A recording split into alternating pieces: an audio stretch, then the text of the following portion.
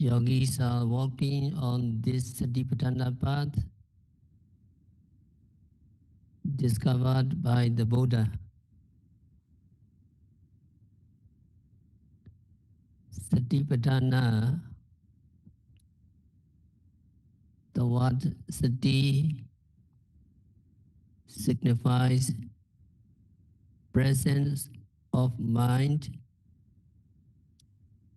attentiveness to the present, awareness, wakefulness, and heedfulness. Patthana means close, firm, and steadfast establishment, application, setting up. Combining these words, it means close, firm, and steadfast establishment of awareness on the object of observation.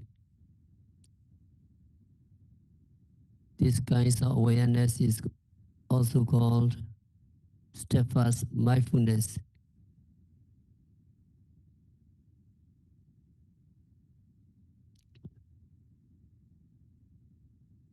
In the Satipatthana, the particle part specifies that your mindfulness should be extraordinary and it must be intensive and persistent. Ordinary mindfulness is out of place in intensive Satipatthana meditation.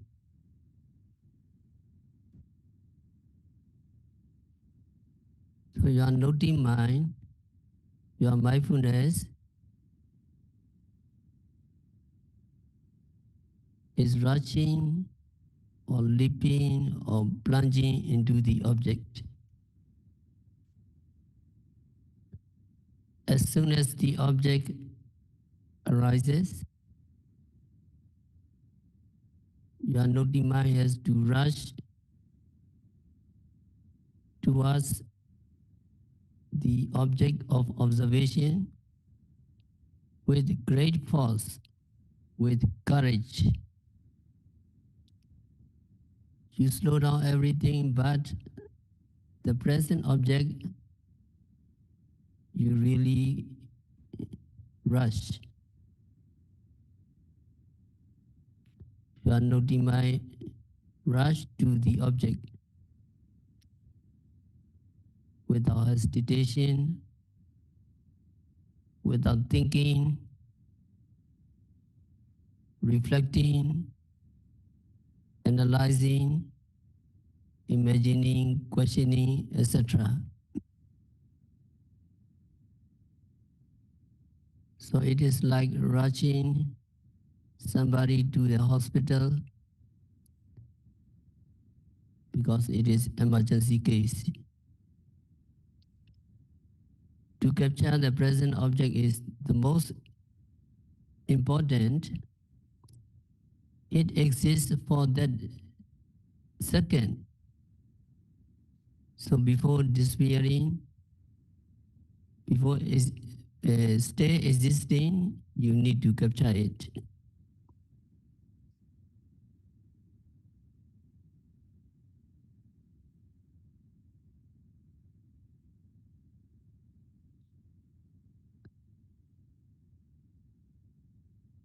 It is like a person at work.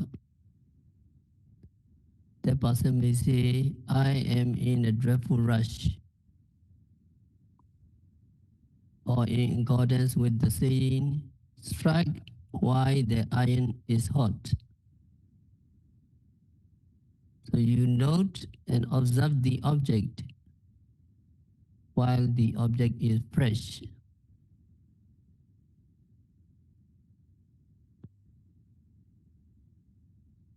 You hear again and again, Note the present object. Note the present object. Present is very precious. It exists for that second and then it's gone. So stay present and you need to rush to capture the object. And you should not be noting and observing in a stop and go manner. Your awareness should not be slack, sluggish, casual, not late, not gazing. It should be without wandering mind,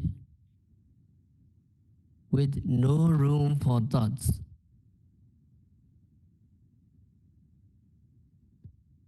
Your noting mind should not be in a cool and hesitating manner.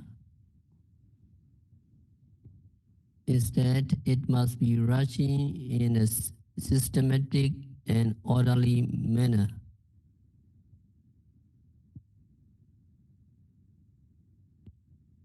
You see rice farmer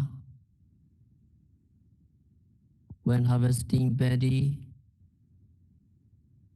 he needs to firmly grasp the bushel of rice. Only then he will be able to cut it with sickle. In the same way, you have to firmly grasp the object of your observation so that your mind will not lose the object under observation.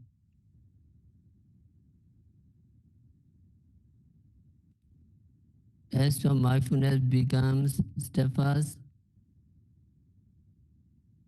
you will be able to firmly seize cross object.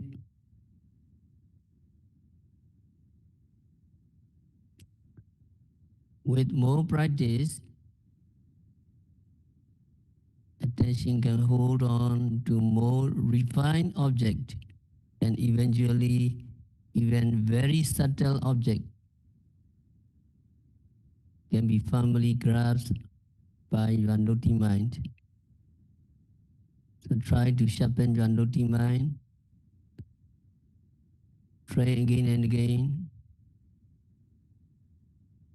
Your mind will be quick, strong, and mature. So yogi should first try to grasp rupa, physical object, before attempting to seize the more subtle type of nama, mental objects, like intention, thoughts, etc.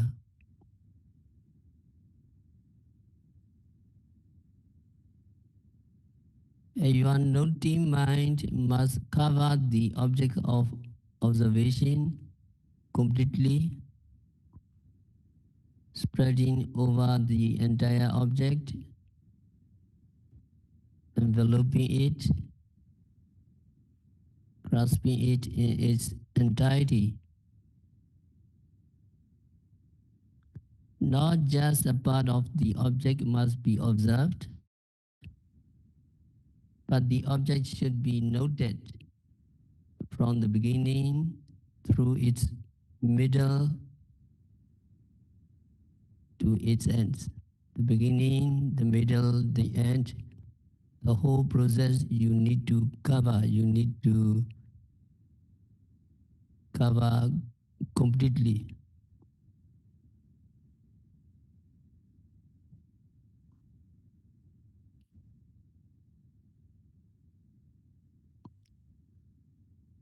And your noting mind should be continuous. There is one moment of mindfulness connected to the next moment of mindfulness. Moment after moment. The preceding moment of mindfulness should be connected with the succeeding moments of mindfulness. So your mindfulness should be sustained.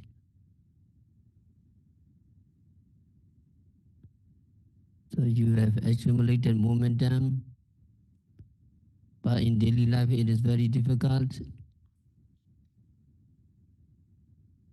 The meditation center is very favorable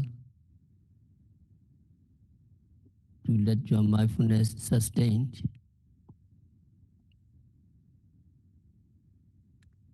If there is a gap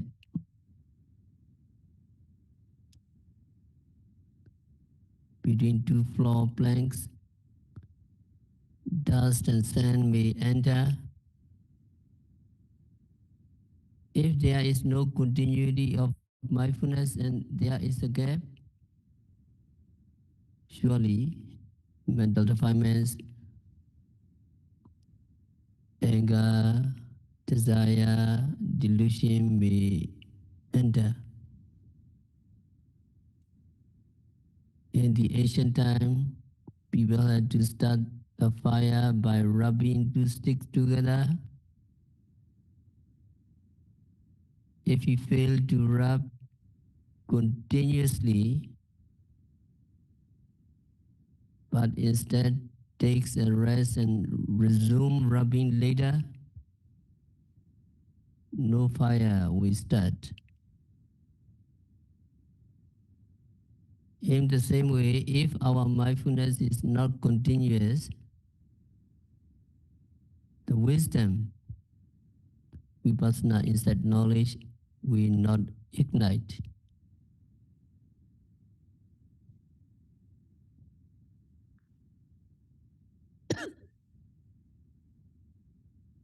So the noting and observing or your mindfulness should not have gaps but be continuous. It should not proceed in a stop and go manner. People who practice in fits and starts, resting occasionally and then starting again. Be mindful for a stretch and then stopping it to daydream. Sometimes we give favor to daydreams. Let me finish this dream. So that manner is known as chameleon meditators, because daydream he accepts.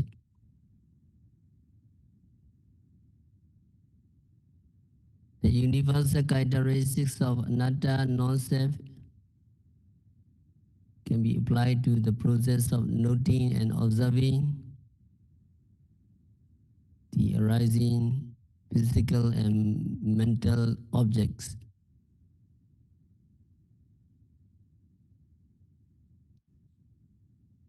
So meditator must take great care to watch the object without manipulating,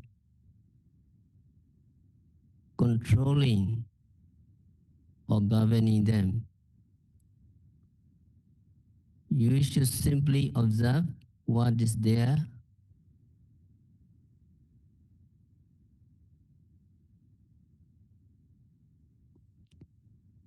So what can we say Satipatthana?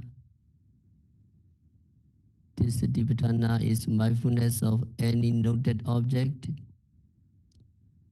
by rushing to, entering into, and spreading over it, so that your noting mind stay closely and firmly with the present object.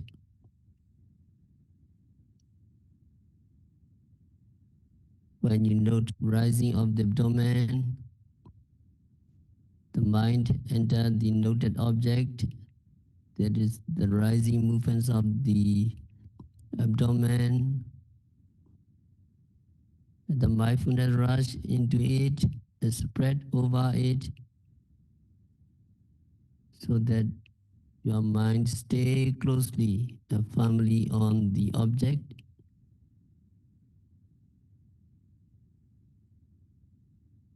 Then the process is repeated when noting, falling, and so on.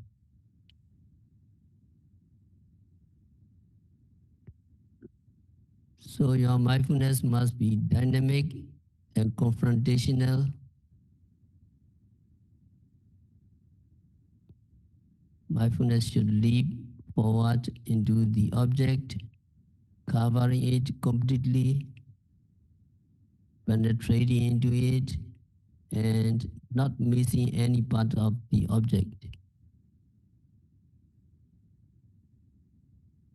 So if our mindfulness has these qualities, then this 1 month retreat is very successful.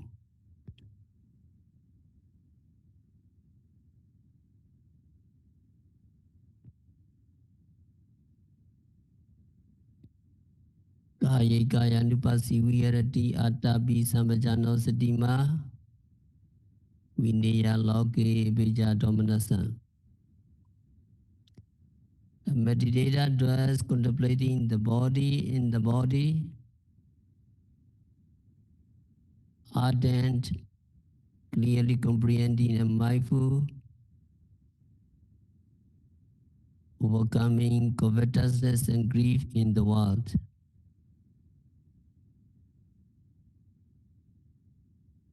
Atapi ardent,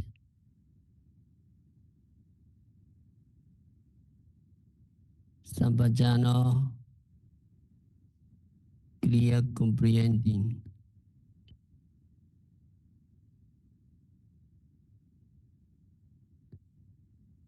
Sampajanya,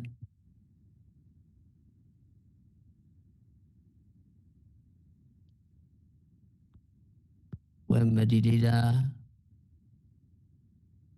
going forward and in going back, you apply clear comprehension. In looking straight on and in looking away from the front, you apply clear comprehension. In bending your limbs and stretching your limbs, you also apply clear comprehension. In wearing the double robes or other robes, and in wearing your clothes, and in carrying the bowl, you apply clear comprehension.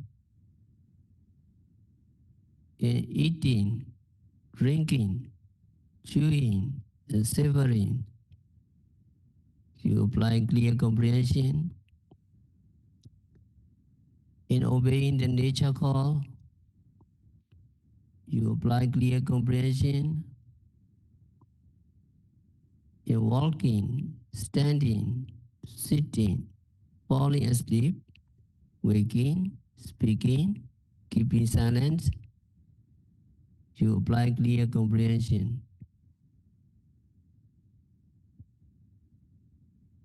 So you are domain in your, you are in the right domain. The domain of the meditator is the clear comprehension. That means you meditate in seclusion. When you stay in your own domain, or when you stay in your own territory, you will not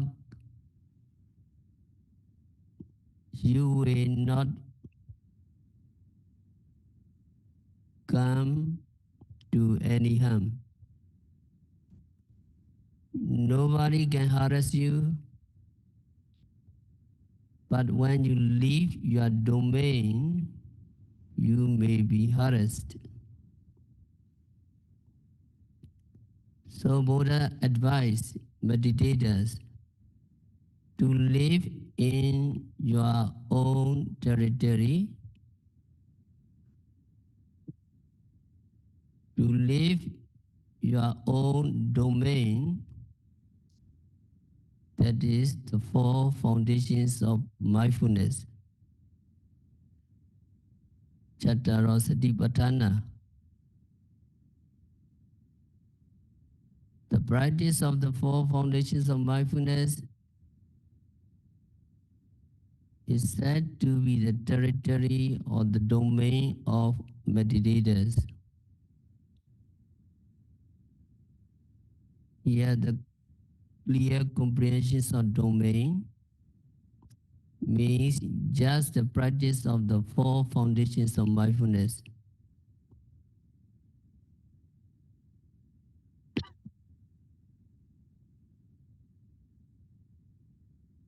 Whether going forward or going back,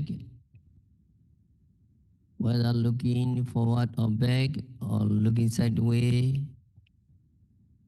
your meditation must be practiced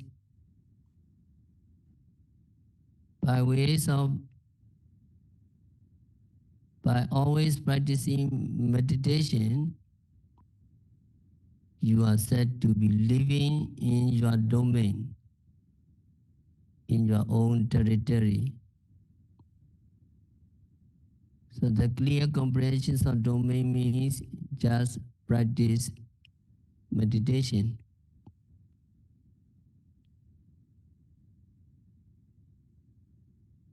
So we have to roam in our domain of four foundations of mindfulness, which are the heritage of the fully enlightened Buddha. Megapala Nirvana, the four foundations of mindfulness is the real heritage of the Buddha. The monastery, medicine, lodging, food are not real heritage of the Buddha.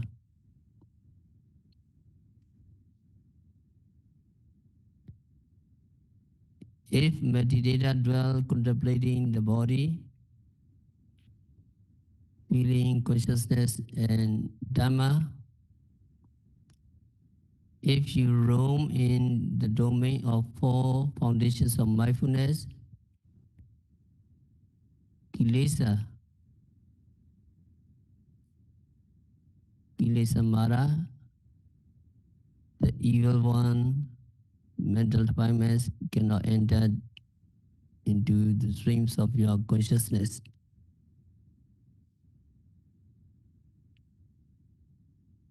So clear comprehending means clearly seeing whatever objects you put your mind on, you see it clearly, you see it thoroughly, you see it with your wisdom.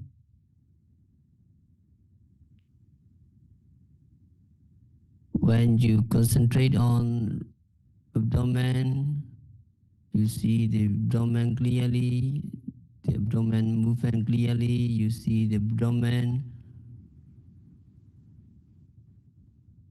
rising abdomen distinctly from the falling abdomen. And also you see that abdomen movement rise and disappear.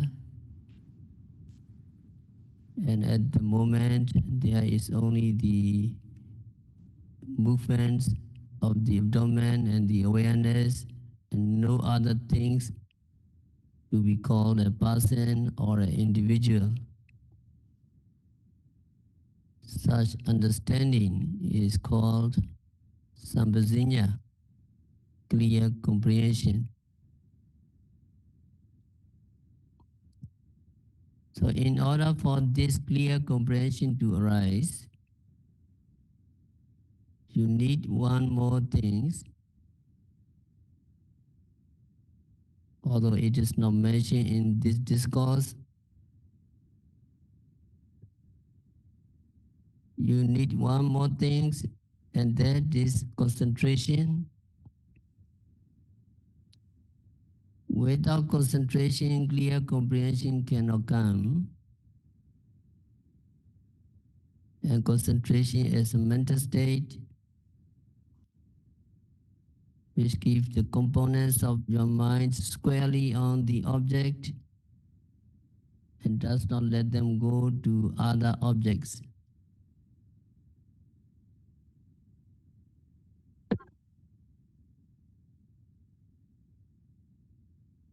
It is usually described as the mind being able to be on the object for a long period of time. For example, if you take the abdominal movement as an object, your mind is always on the abdomen. The mind does not go anywhere else. That is what we call concentration.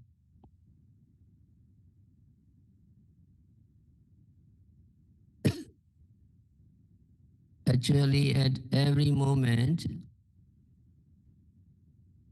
also the mental factors, which is called concentration, keeps the mind and its components unified on the object. It keeps them together and does not let them go to another object.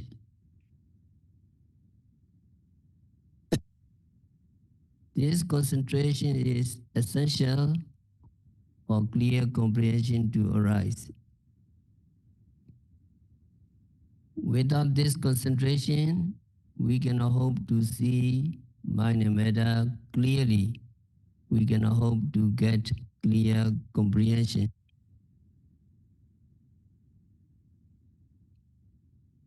When you get concentration, your mind calms down and becomes quiet, and that is the time when you begin to see mind and matter.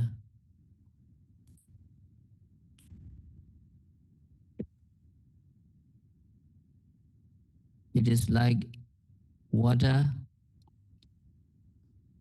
At first, there is dirt or mud in the water, so you cannot see through the water. But when the dirt or mud settle down, the water becomes clear, and then you can see through it. So your mind needs to be like the water, settle, because there are many dirt, there are many mental defilements in our mind. So long as our minds are contaminated by mental defilements, we cannot see mind and matter clearly.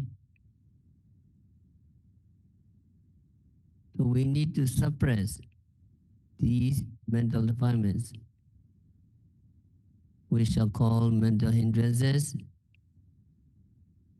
settle down so that we can see clearly. When you get concentration, you will be able to keep these mental hindrances settled. When the mental hindrances are subdued, your mind becomes clear, and it is the time when clear comprehension or true knowledge of things arises.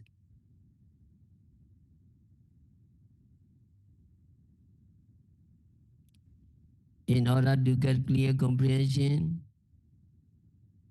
you need concentration. The concentration is not mentioned here, but you must take it that concentration is included in this passage. Kaya kaya nupasi viharati atapi sambajano satima. Only atapi sambajano satima. But you need to put concentration have to be included. Because without concentration, you cannot get clear comprehension. Sometimes some words may be left out, but you need to understand them as mentioned through inference. Let's say there is a flat rock and a hunter is following a deer and he sees footprints on one side, but on the flat rock itself, he does not see any footprints. And again, he sees the footprints on the other side. So from this, the hunter infers that the deer must have run across the flat rock. So the hunter sees the beginning and he sees the end of the footprint. So he infers the middle, that the deer must have run on the rock.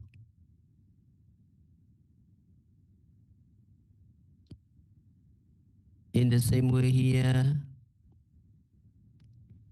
to be mindful is the beginning. A clear comprehension is something like the end.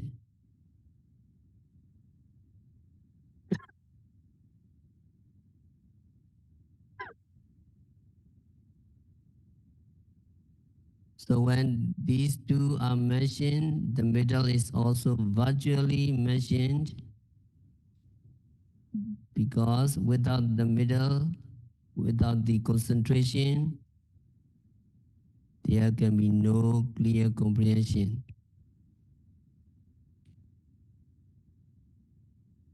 Atapi sambajano satima. Satima mindful, the last words. So the last words here is mindful, and mindfulness is both last. Atapi sambajano satima. Last. But actually, in our practice, mindfulness should come after ardent, atapi. Because you make effort, your effort is really needed. You put a lot of effort to come to this center. You have to prepare everything, you have to give up everything. You put a lot of effort to develop mindfulness.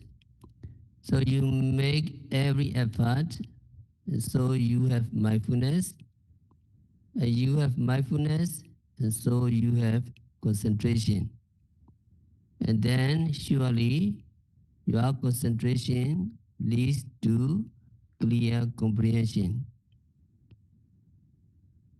So you have mindfulness here, but you have already defined mindfulness. So here you can say a meditator dwells contemplating the body in the body. A meditator practice the foundations of mindfulness on the body, being ardent, making true effort, being mindful and being thoroughly aware of the object, and having concentration and clear comprehension.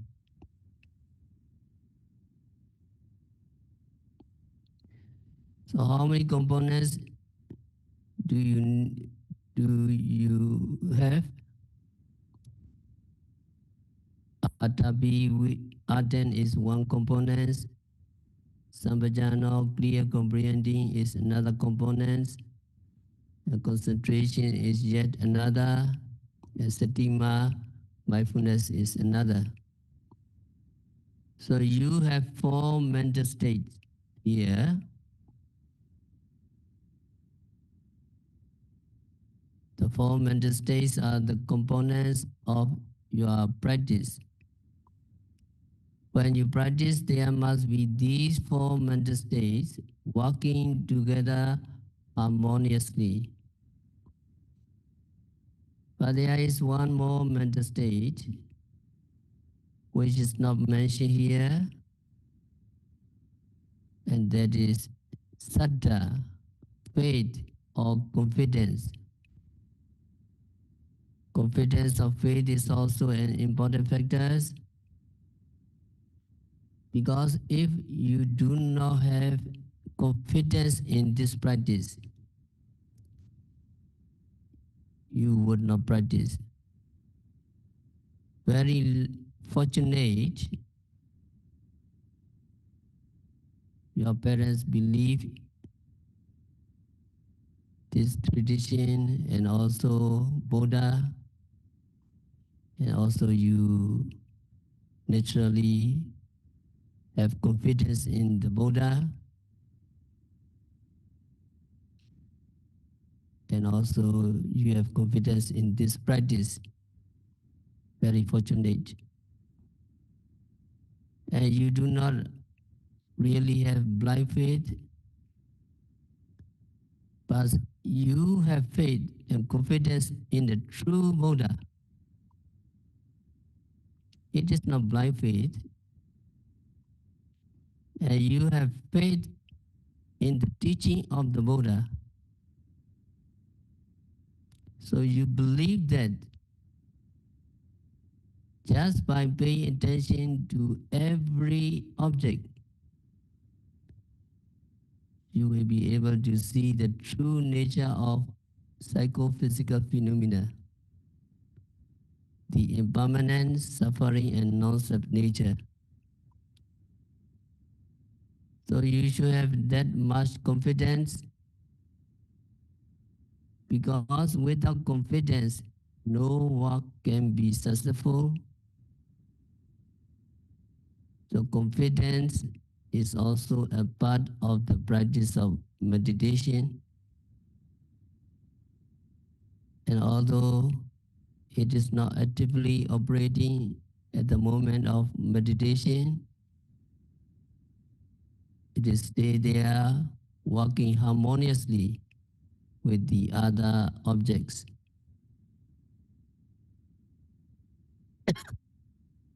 So altogether you get five factors, and these are the five factors that are called five mental faculties. In Pali they are called indriyas. So five indriyas: saddha, virya, sati, samadhi, and panya. So can you follow me? Five indriyas: saddha, virya, sati, samadhi, panya. So saddha, you know, saddha faith, virya effort, sati mindfulness, samadhi concentration, and then panya wisdom.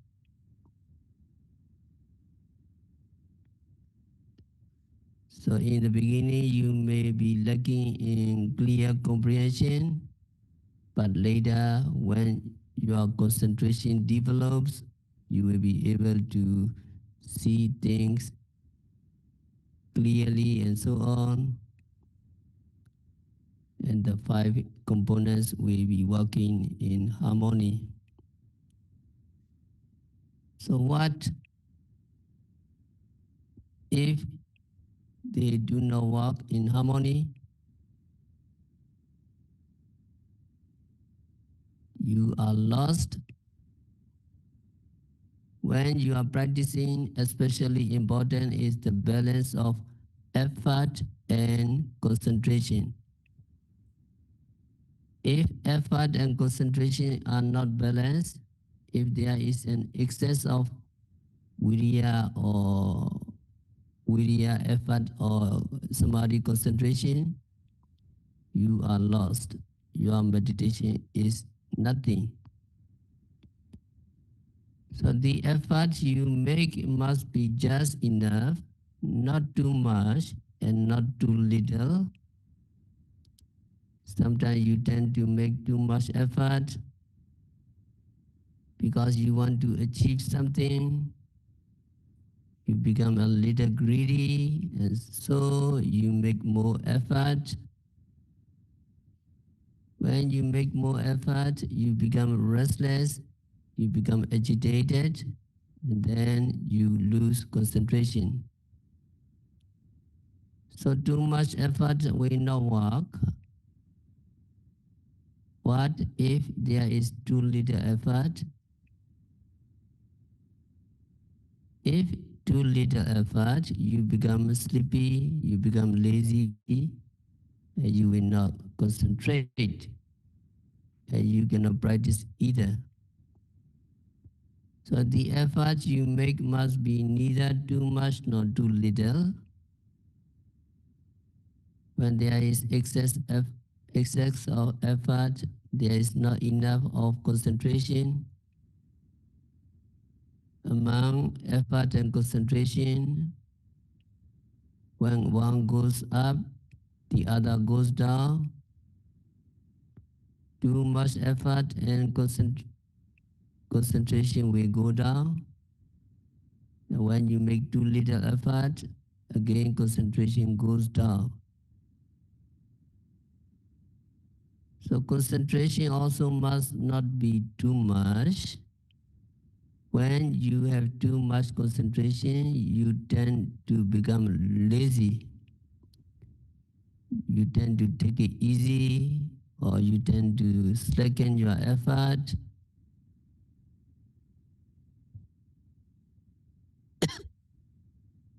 Suppose you are practicing and you have good concentration. When you have good concentration, you do not have to make much effort, so you tend to slacken the effort. When you slacken your effort, the degree of efforts go down and you become lazy or sleepy. So in the case, you have to step up your effort by making more effort and paying closer attention, or sometimes by adding some things to note, like 3 or more objects in succession at a time. So the effort and concentration must be balanced so that you have good meditation and clear comprehension.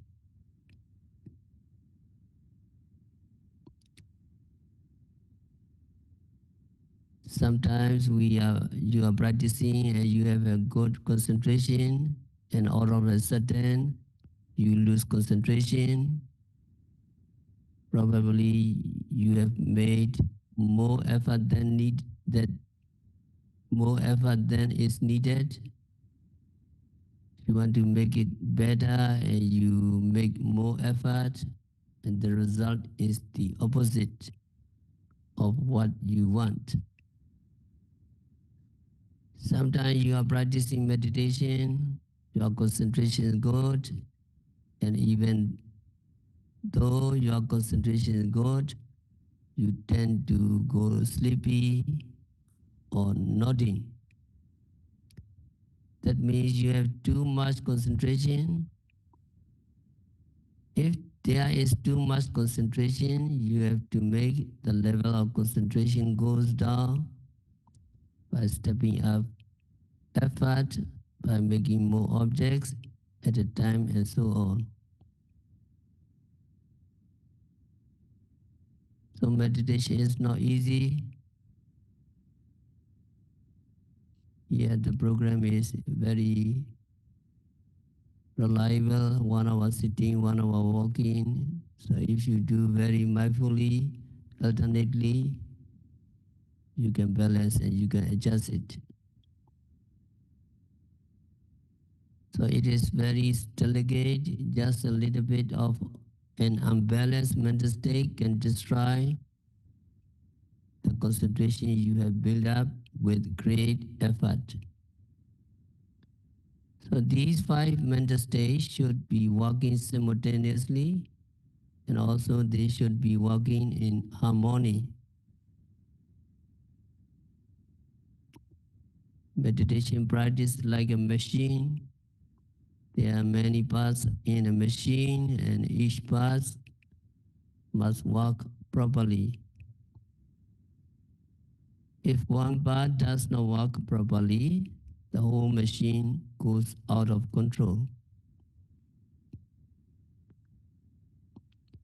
In the same way, if any one of the factors does not work properly, the whole work of meditation is thrown out of balance. So each one of these five mental factors must be working properly and harmoniously with the other factors. So here, the value of mindfulness. Mindfulness is regulating mental factors. So mindfulness helps to keep effort from becoming too much. It helps concentration from becoming too much and so on. So mindfulness factor is a regulating factors among these five components in our practice of meditation. That is why it is said that mindfulness is always needed. There can be no excess of mindfulness. Mindfulness is needed everywhere, like the seasoning of salt in all dishes. So mindfulness is a very important factor in these five factors. But every factor is important. Each one of them must be working in harmony and in balance with the other objects.